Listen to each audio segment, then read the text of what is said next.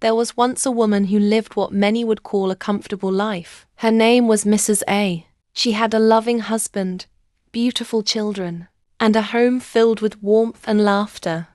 In the heart of Trabzon, she built not just a family but a small, peaceful world of her own.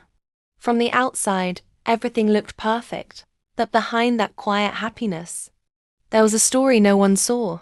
Mrs. A was a teacher. She started her career with hope in her early 20s, shortly after getting married. The salary was small, but life was simple. She loved teaching, loved her students, and still had time for her family. Back then, everything felt balanced, until things changed. Her salary increased, but so did the demands. Suddenly, punctuality became strict. No late coming. No excuses. The workload doubled. She handled overcrowded classrooms alone, managing more students than she ever had before. Every day became a race against time. She rushed out every morning without breakfast. She barely had time to eat. Even when she packed food, it was never enough. Colleagues would share from it, all of them struggling in silence. Complaints filled the staff room, but nothing changed.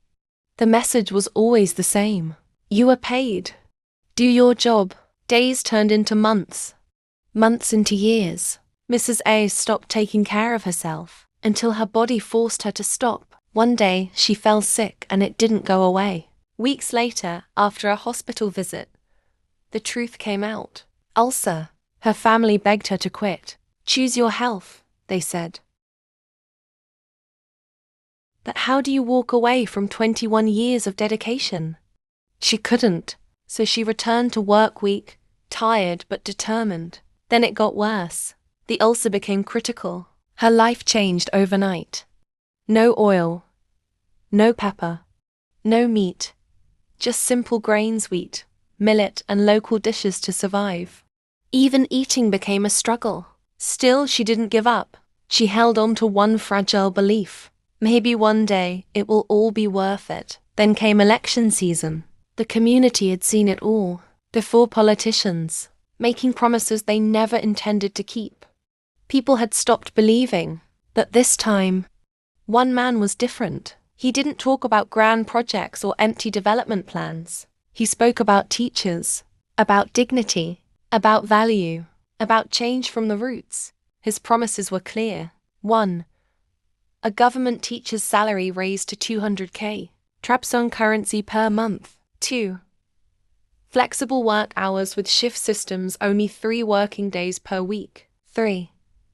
Daily breakfast provided, warm tea or cold drinks for every teacher. 4. Startup loans for teachers, repayable after 2 years. 5. More teachers per subject, bringing different teaching styles. 6. Clean, supportive working environments. 7. Free transportation for teachers. 8. Paid leave for further education. People were skeptical, but teachers listened. In a community where almost every household had a teacher, something powerful happened. Hope spread. For the first time, teachers felt seen not as machines but as humans. They voted, and he didn't just win. He won by nearly 80%. Then came the real test. Would he keep his promises? He did. Everything changed.